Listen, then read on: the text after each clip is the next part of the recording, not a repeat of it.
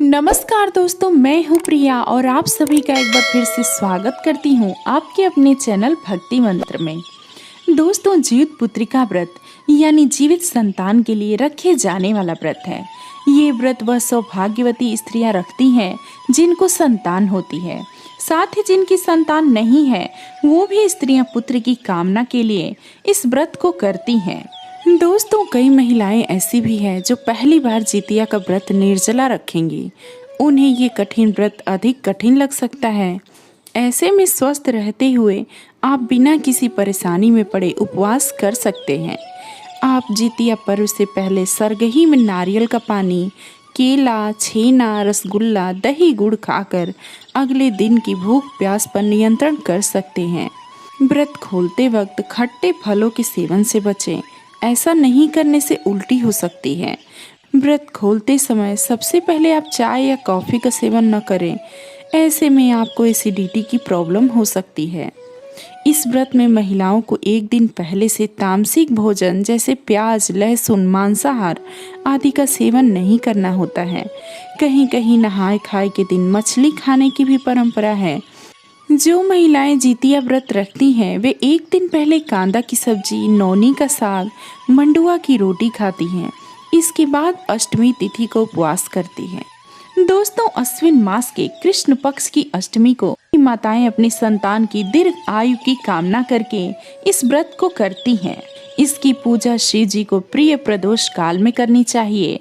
व्रत का पारण दूसरे दिन अष्टमी तिथि की समाप्ति के पश्चात किया जाता है। एक बार पार्वती जी ने एक स्थान पर स्त्रियों को विलाप करते हुए देखा तो शिव जी से उसका कारण पूछा।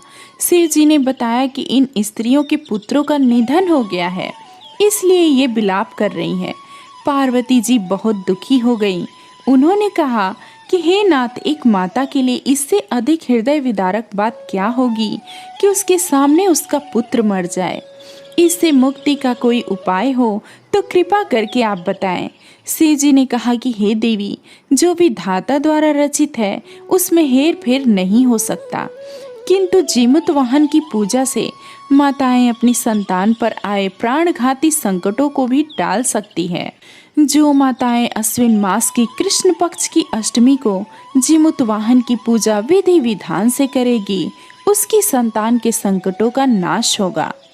पार्वती जी के कहने पर शिव जी ने उन मृत बालकों को पुनः जीवन दान दिया और इस कारण ही इसे जीवित पुत्रिका व्रत कहा जाता है। दोस्तों, जीवित पुत्रिका व्रत की कथा क्या है, चलिए वो भी देखते हैं। गंधर्वों के राजकुमार का नाम जीमूत वाहन था। वे बड़े उदार और परोपकारी थे।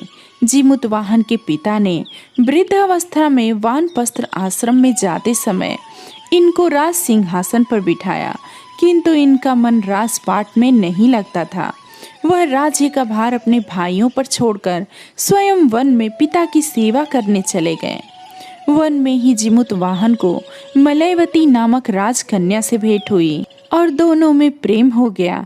एक दिन जब वन में भ्रमण करते हुए जीमूत वाहन काफी आगे चले गए, तब उन्हें एक वृद्धा विलाप करती हुई दिखी। पूछने पर वृद्धा ने रोते हुए बताया, मैं नाग वंश की स्त्री हूँ, मुझे एक ही पुत्र है। पक्षी राज गरुड़ के कोप से मुक्ति दिलाने के लिए नागों ने यह व्यवस्था की है।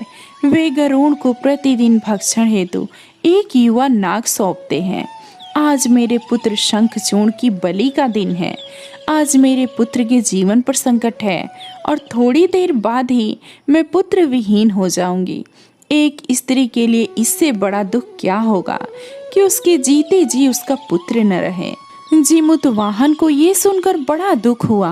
उन्होंने उस वृद्धा को आश्वस्त करते हुए कहा, डरो मत, मैं तुम्हारे पुत्र के प्राणों की रक्षा करूंगा। आज उसके स्थान पर स्वयं मैं अपने आप को उसके लाल कपड़े में ढककर वध्य शिला पर लेटूंगा, ताकि गरुड़ मुझे खा जाए पर तुम्हारा पुत्र बच जाए। इतना कहकर जीमूत वाहन ने शंखचूर्ण के हाथ से लाल कपड़ा ले लिया और वे उसे लपेटकर गरुड़ को बलि देने के लिए चुनी हुई वध्य शिला पर लेट गए। नियत समय पर गरुड़ बड़े वेग से आए और वे लाल कपड़े में ढके जीमूत वाहन को पंजे में दबोचकर पहाड़ के शिखर पर लेकर गए। गरुड़ ने अपनी कठोर चोंच का प्रहार किया और जिमुतवाहन के शरीर से मांस का बड़ा हिस्सा नोच लिया। इसकी पीड़ा से जिमुतवाहन की आंखों से आंसू बह निकले और वह दर्द से कराहने लगे। अपने पंजे में जकड़े प्राणी की आंखों में आंसू और मुंह से कराह सुनकर गरुड़ बड़े आश्चर्य में पड़ गए, क्योंकि ऐसा पहले कभी नहीं हुआ था। उन्होंने जिमुतवाहन से उनका परिचय पूछा। जिमुतवाहन ने सारा किस्सा कह के सुनाया, कैसे एक स्त्री के पुत्र की रक्षा के लिए वह अपने प्राण देने आए हैं। आप मुझे खाकर भूख शांत करें। गरुड़ उनकी बहादुरी और दूसरे की प्राण रक्षा के लिए स्वयं का बलिदान देने की हिम्मत से बहुत प्रभावित हुए। उन्हें स्वयं पर पछतावा भी होने लगा। वह सोचने लगे कि एक यह मनुष्य है जो दूसरे के पुत्र की रक्षा के लिए स्वयं की बलि दे रहा है, और एक मैं हूँ जो देवों के संरक्षण में हूँ किंतु दूसरों की संतान की बलि ले रहा हूँ। उन्होंने जिमुतवाहन को मुक्त कर दिया। गरुड़ ने कहा कि हे उत्तम मनुष्य, मैं तुम्हारी भावना और त्याग से बहुत प्रसन्न हूँ। मैंने तुम्हारे शरीर पर जो घाव किए हैं उसे ठीक कर देता हूँ। तुम अपनी प्रसन्नता के लिए मुझसे कोई वरदान मांग लो। राजा जिमुतवाहन ने कहा कि हे पक्षीराज, आप तो सर्वसमर्थ हैं। यदि आप प्रसन्न हैं और वरदान देना चाहते हैं तो आप सर्पों को अपना आहार बनाना छोड़ दें। आपने अब तक जितने भी प्राण लिए हैं उन्हें जीवन प्रदान करें।